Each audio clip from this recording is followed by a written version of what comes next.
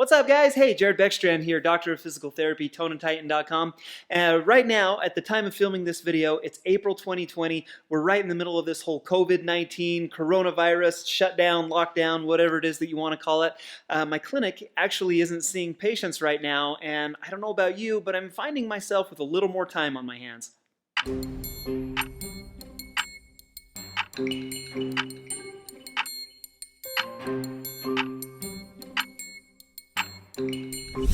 Well, I've realized that if I'm not seeing my patients aren't seeing me, and you're probably not seeing your physical therapist. Therefore, you might be in a little more pain, or you might not be progressing the way that you want to. That's why today I wanted to jump in here and try to do my part. I'm actually going to run you through an entire physical therapy visit for your lower back pain that you can do right at home. So let's roll that title and jump right into it.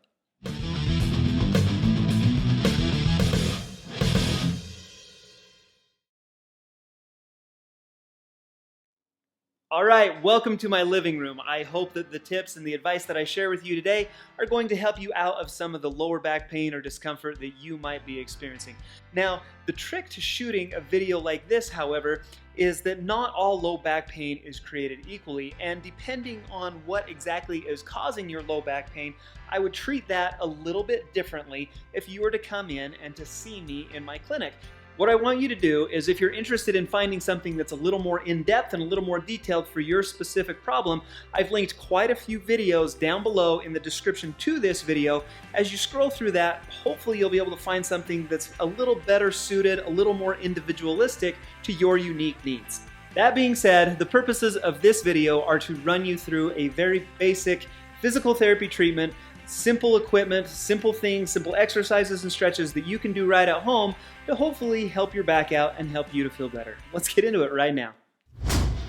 The first thing that I always start with is a good warm-up to the area. It's a vasodilator. That means that your capillaries open up, more blood flow is promoted into that spot. We promote some relaxation in the muscles, we promote blood flow into the area, and it's just good to have those areas warmed up before we start any movement or any treatment. So in this case, a good quality heating pad for about 15 minutes to your lower back is going to do just that trick. Now, if you don't have a heating pad, go ahead and check that description down below. I've got a link to my favorite heating pad that I typically recommend for patients. Again, you're gonna spend about 15 minutes on this. Try to relax as much as possible, enjoy the heat, enjoy the warmth, and then we'll get ready to work. After the heating pad, it's time to jump into everyone's favorite part of the treatment, the massage. Now, massage is one of my favorite tools that I use as a physical therapist. It's a great way to promote relaxation into an area, we promote blood flow into an area, and it's easy for me when I've got my hands on a patient to identify areas of muscle knot or faulty tissue.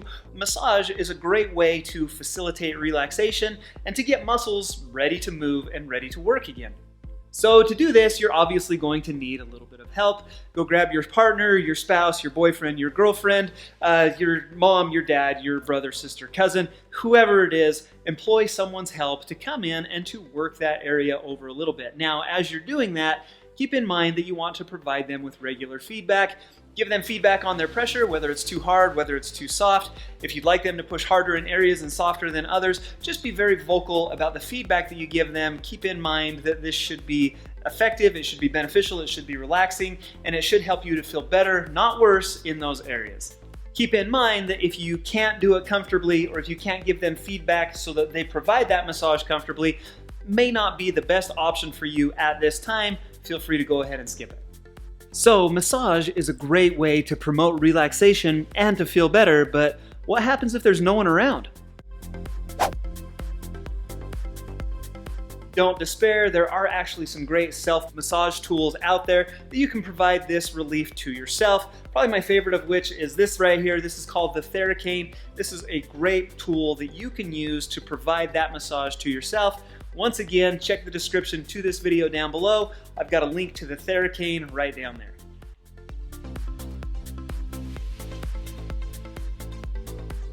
Massage those areas in slow, gentle strokes for about 15 minutes, and then we'll move on to the next part of the treatment. So by this point, you've got your back warmed up, you've got it nice and relaxed. Let's get into some gentle stretching. Stretching is a great way to facilitate movement. It's a great way to facilitate range of motion. And also we want to decrease any tension that may be in the muscles or other connective tissues in your lower back. Two of my favorite stretches that should be good for most everybody include the lumbar rotation stretch. You're going to lay on your back with both knees bent, drop both knees to one side in just a comfortable range of motion, hold that for 20 seconds, and then drop both knees back to the other side for a comfortable range of motion, hold that for 20 seconds, and repeat 3 times. And then also the anterior and posterior pelvic tilt. Laying on your back with your knees bent, you're going to rock your hips backwards. That flattens your back down into the mat or the floor, whatever it is that you're laying on. Hold that for about a 2 to 3 second count, and then arch your back up off of the table. This is done by rocking your hips forward in what we would call an anterior pelvic tilt motion. Hold that for 2 to 3 seconds, and then repeat. You're going to perform this anterior and posterior pelvic tilt for about 50 repetitions. Most people realize that a strong core typically results in decreased back pain. It's for those reasons that I can't let you out of your physical therapy visit today without introducing at least some core strengthening exercises. I've got 3 that I want to take you through. The first one is going to be what we call a posterior pelvic tilt with a march. Great way to activate that deepest core layer in your stomach. You're going to lay down on your back with your knees bent. Flatten your back down into the floor and then try to suck your belly button in towards your spine. This is again going to activate that deepest core layer. Now you're going to hold that position while we alternate marching your left foot and then your right foot up off of the ground. So march left, march right, and then relax. And then you can set the whole thing up again. Posterior pelvic tilt, suck in with your stomach, and then march left, march right. You're going to repeat about 30 repetitions of that one on each leg. Again, the goal there is to activate that deepest core layer. Next, let's get into some bridges. What you're going to do is lay down on your back with your knees bent. You're going to contract your glute muscles. I tell people to squeeze your butt, and then lift your hips up off of the table, and then slowly lower back down to that starting position. So this is a great way to activate your hamstrings, your glutes, and your lower back muscles with one great exercise. Contract your glutes, lift your hips, and then slowly lower back down to the table. You're going to repeat about 30 repetitions of this one. Finally, let's finish with one of my favorite lumbar spine stability exercises. That's going to be a bird dog. You're going to get down on all fours. You're going to extend your left leg back behind you while reaching forward with your right arm. Hold that position for about a 2-second count, and then you're going to repeat that with the left arm and the right leg. Now, this is a great way to improve the stability in your lower back. It's typically safe for most people just because we're not introducing a lot of motion in your lower back. Your lumbar spine is staying relatively stable, but we are activating all of the muscles that are in and around and act on it. You're going to go for about 10 reaches on each side and repeat that 3 times. So 3 sets of 10 repetitions on each side is what you're shooting for with the bird dogs. Finally, we're going to conclude our treatment today with a little electrical stimulation. Now, this is a TENS machine or an E-STIM or an electrical stimulation machine. And if you've ever been to physical therapy, you know that this is absolutely one of the best parts of the treatment. Now, E-STIM, what it does is it sends an electrical current. The pads basically talk to each other. They send an electrical current between each other that creates a nice, comfortable buzzing sensation in your lower back. This can be a great way to promote relaxation in an area, but it's also a great way to promote decreased pain in that spot as well. What happens is the nerves that carry the buzzing signal are a lot bigger and stronger than the nerves that carry the pain signal, and so while that's on, you actually feel decreased pain in that area. Now, where do you get one of these? Most insurances will actually cover one of these for you. The caveat is you have to have a doctor's referral for it. So it's something that you might want to ask your doctor about if he can write you a referral for an electrical stimulation unit. What I typically recommend to people, if you don't want to have to deal with that headache, you can just pick one of these up on Amazon. Average cost is about 20 to 60 bucks, depending on how much money you want to spend, depending on how nice you want. I think I got this one for about 30 bucks. And actually, this is my favorite one that I found. A lot of them out there have kind of pre-modulated settings and you kind of are locked into what their options are. This one simply allows you to turn up the current up or down depending on your specific level of comfort. That's why I kind of like this one. Once again, if you're interested in picking this up, check the description down below. I'll leave you a link to my home E-STIM unit or TENS machine. Patients in my clinic will typically spend about 15 minutes on this electrical stimulation therapy at the end of their PT session.